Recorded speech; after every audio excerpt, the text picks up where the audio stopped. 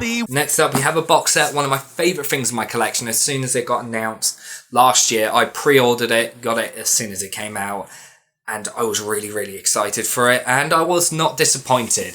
It's really heavy, the Blink-182 box set. It has the first 7 of the band's albums, so I'll just quickly get them all out. It's quite a sturdy box as well, like it's really thick cardboard. It's definitely really good production quality on here. So then, of course, we got their first album, Cheshire Cat.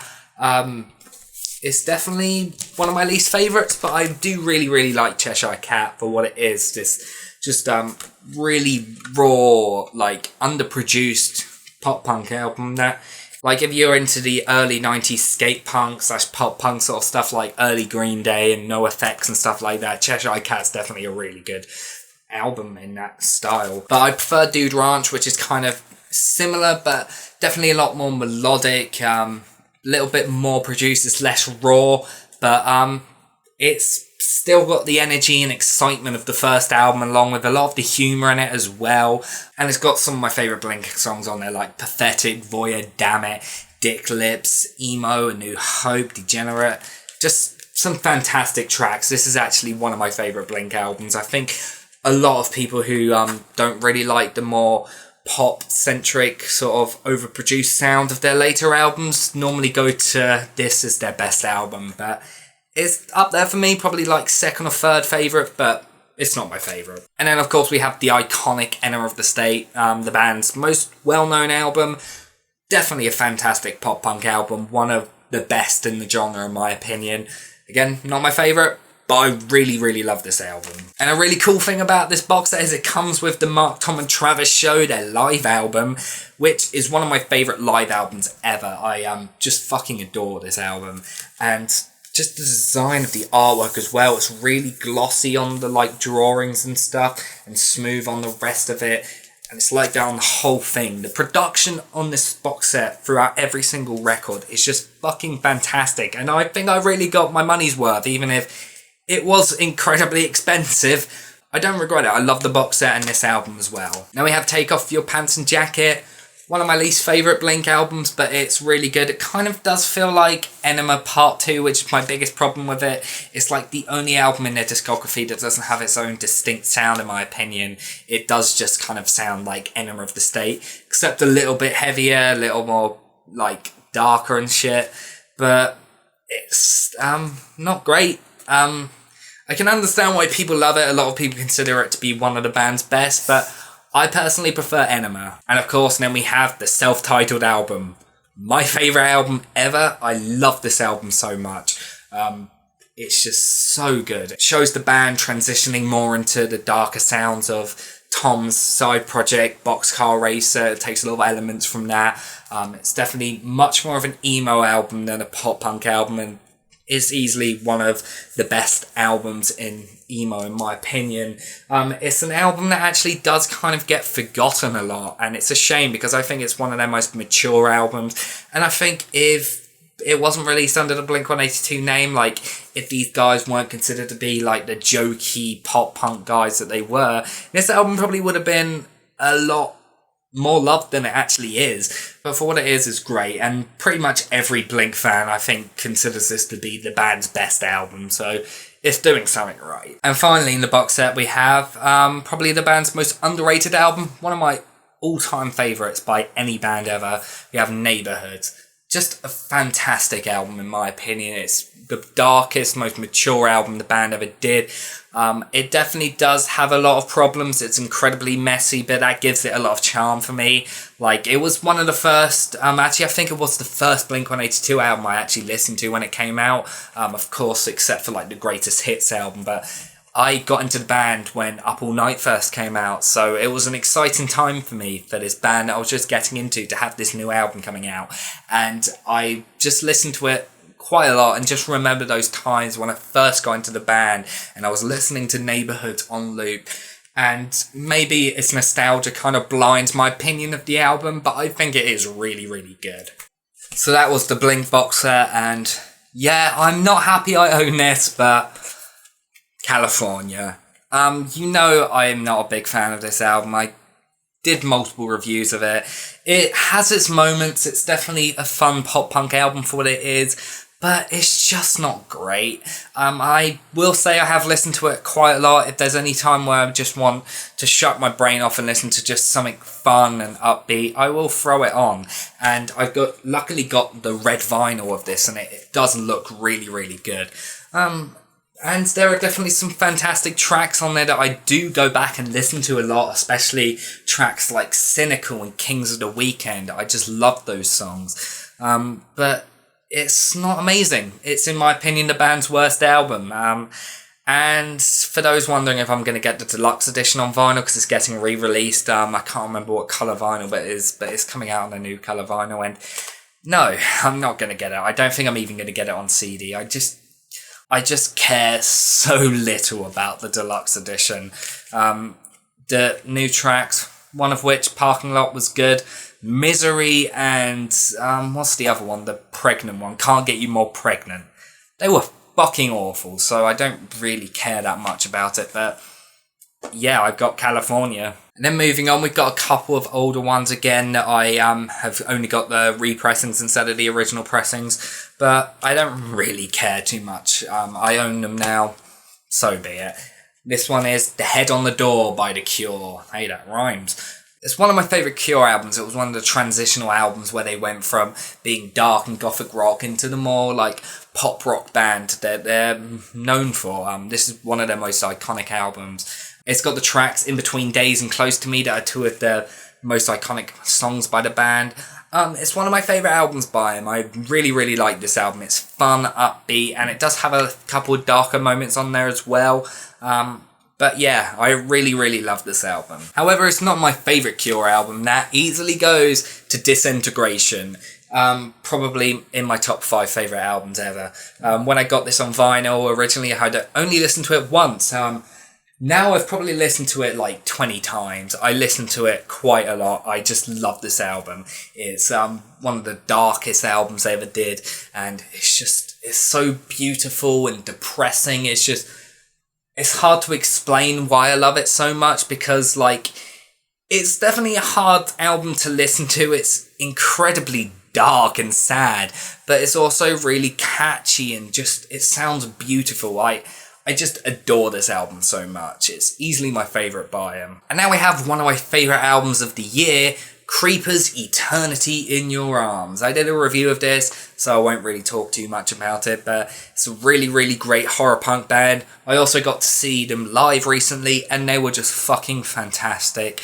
They did the songs Black Rain, Poison Pens, Suzanne, Hiding with Boys, Misery, Down Below, Crickets, and I Choose to Live. There was only actually 3 tracks they didn't do from the album, and all of them were incredible live. I'm also going to Download Festival this year, so I'll probably get to check them out again, and I'm really excited because they're just a fantastic band.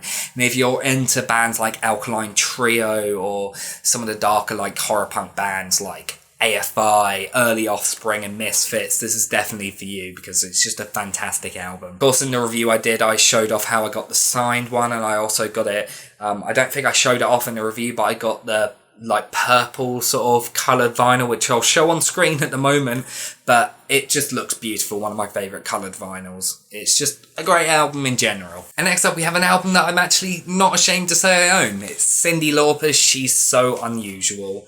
It is just a fantastic 80s pop record. Songs like Money Changes Everything, Girls Want to Have Fun, Time After Time. It's just fantastic. I cannot recommend this enough if you're a fan of cheesy 80s pop music. But it's more than just that. It has some really, really well done, well produced songs on there. Time After Time is honestly one of my favourite 80s songs ever.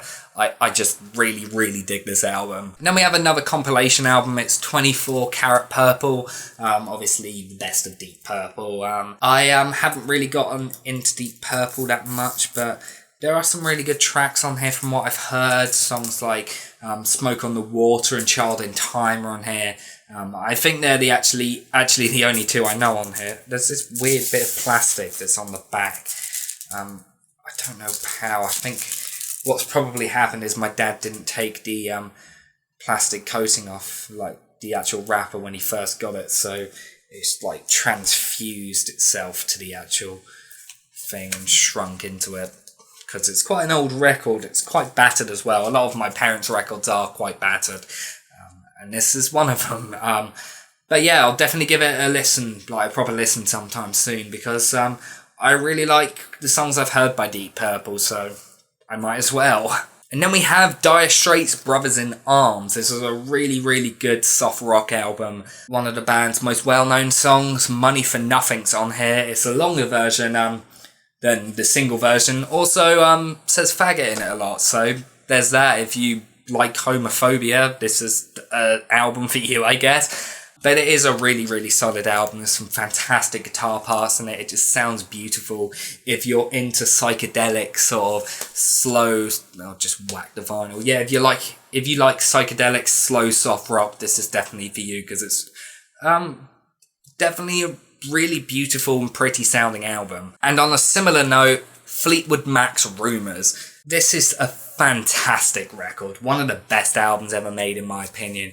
And this record just, it feels beautiful. It's hard to explain. It's a little like scaly, sort of like snake skin almost. It's just really, really cool.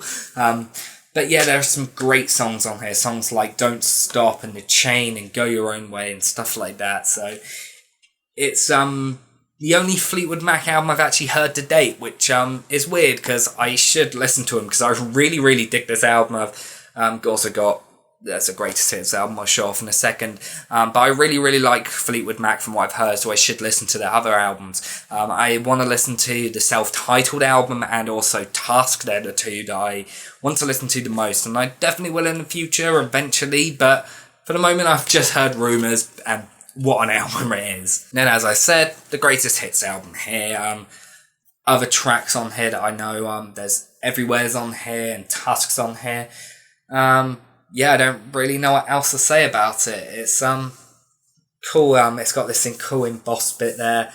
All of this is embossed. All like the design on here.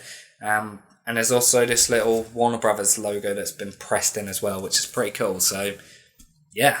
And next I have a record given to me for Christmas by my mate Max, who I used to do my show TMC with, which was like a gaming let's play thing with me and two of my mates. He got me Foals' album What Went Down, one of my favourite albums of 2015. Just a fantastic album. It sounds beautiful on vinyl. It's just incredible psychedelic rock album. Easily my favourite Foals album. I went back and listened to all their other stuff, and although I really like it, I much prefer like the darker, heavier, slower sound of this, whereas those other ones are much more funky and upbeat and sort of like dance punk sort of thing, whereas this is easily like so stripped back and slow and psychedelic. It just sounds beautiful.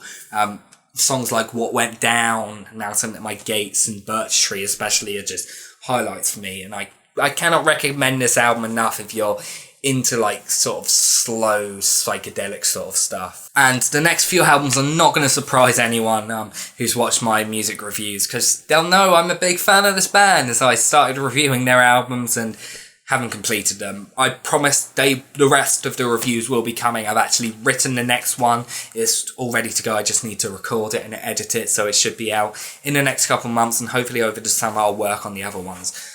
I'm of course talking about Foo Fighters, and first I got their self-titled album, which is this fantastic, one of the early albums in the post-grunge genre. It came out in 95, I believe, so like a year after Kurt Cobain killed himself and basically killed off grunge as well, and it came in the wake of that, and it does carry on a lot of the sounds of grunge, but it kind of expands upon that a little bit, so it's not just someone making a shitty grunge album that no one really wanted. Dave Grohl, obviously the drummer of Nirvana, he carried on and made the Foo Fighters. This album is just him by himself. I did a full review of it actually, one of my favourite Foo Fighters albums, and I will be reviewing the other ones. I've got one by one, the script's written, I just need to carry on writing it, carry on recording it, and write the others. So yeah, if you want to check out my Foo Fighters series, I can't do an annotation because YouTube have removed annotations now, so just find it on my channel somewhere. But yeah, this is the first Foo Fighters album. I have got some more, so let's get on to the next one. Next we got There Is Nothing Left to Lose. Yeah, it's a bit weird. I don't have the colour and the shape, seeing as that is my favourite Foo Fighters album. But There Is Nothing Left to Lose is easily like a close second or third. I'm not really sure yet. It's strange because I love their early stuff so much. I love so many of their albums so much, it's hard to pick a favourite after the colour and the shape. But There Is Nothing Left to Lose is definitely a strong contender. It's more of a softer album than the previous two that they released. Minus tracks like Stacked Actors and Breakout, like the main singles on it. It's much more laid back and soft. Songs like Next Year and Ain't It the Life are beautiful tracks. Aurora is one of my favourite Foo Fighters ever. Something I will say about the Foo Fighters vinyls is that they're really badly packaged, actually. This one skips quite a few times, and it has nothing to do with my record player. I mean, I have a pretty expensive one, so I'm pretty sure it has nothing to do with that. I have tried it on 2 different turntables also. And also, they don't come in a gatefold or anything, but they're 2 different, they come on 2 discs, and they're packaged in these awful paper sleeves, and they're just packaged tightly in there. It's just so badly and lazily made, which I don't understand, because like Dave Grohl is massively into like physical media and vinyls and stuff, so you think they like put a proper effort into their older stuff. I know the newer stuff like Wasting Light and Sonic Highways got nice releases, but for some reason they put no effort into the re-releases of the early stuff. But I want to get all their albums on vinyls, even like Sonic Highways, which I'm not too big on, which is kind of a spoiler for those watching the series, but oh well, no one likes Sonic Highways. But yeah, There Is Nothing Left to Lose, definitely a great album. On to the next Foo Fighters one. Next we have In Your Honour, which I believe I actually got on a Black Friday sale. They had like a 2 for £20 one. I believe it was something ridiculously cheap. It may have been 2 for £30 actually on Amazon, but this was one of the ones I got. I don't want to talk about this one because I have a lot to say about this album, which I want to talk about in my review. I don't want to spoil it because people may kind of disagree with me, let's just say that. It's considered by a lot of people to be one of the better albums by the band, but let's just say I disagree, but we'll get into that eventually. And shortly after that, they did the live album Skin and Bones, which is actually the first Foo Fighters record I ever got, and it's just fucking beautiful. It's a great live album. It's kind of like Foo Fighters Unplugged, so that sort of thing. The only problem I have with it is that because it was recorded in such like there was a big audience and stuff there, it does sound like there's a lot of screaming and stuff, which does kind of ruin it. It would be better if it was much more quiet and intimate, kind of like the MTV Unplugged sort of stuff, like from Nirvana and REM and bands like that. But it's definitely still really, really beautiful. A lot of the acoustic songs from In Your Honour on here, and obviously they have some of the band's biggest songs like Big Knee, Times Lake D's, and of course Everlong is on here. And yeah, it's great. I listened to the album the other day, actually. A few days ago I listened to this record again, and it just sounds beautiful, and I cannot recommend it enough if you're into Foo Fighters or sort of like acoustic live shows. And my final Foo Fighters record, it's a little bit tatty actually. I got it when it first came out a couple of years ago actually. And yeah, it's not in the greatest condition now for some reason, but oh well. I've got the Saint Cecilia EP, which I really like, and I wasn't actually planning on doing an episode of it because an episode of my I think it was Fighters to Highways the series was, because I started making my Foo Fighters reviews before the EP came out, so I wasn't actually planning on doing it. But then it came out, so I'm going to have to do a separate episode on it. And there's rumours that the band are working on a new album now, but it's kind of been shot down. People in the band saying that they're kind of going to wait a little bit. So that episode, hopefully, if that album comes out and I do an episode of it, it will be out after the other episodes. So I won't have to wait a long time after the album comes out to do a review. I can jump on the hype train. But yeah, really solid EP, released in the wake of the Paris attacks, I believe. but there's some really, really good tracks on it. It's kind of exactly what Sonic Highway should have been. Tracks like Saint Cecilia and Sean are just fantastic. And even the slow, almost acoustic track Iron Rooster, which I really didn't like the first few times I've heard it, but it's grown on me now. I think this is actually a fantastic EP. One of the best things the band did in years, really. I even kind of preferred it to Wasting Light, but we'll talk about that when we talk about it, I guess. So yeah, this is the last thing in my Foo Fighters record collection. So thanks for watching part 2. Yeah, as I said, it went on for a long time, so I'm going to carry it on to more parts. So yeah, come back for part 3.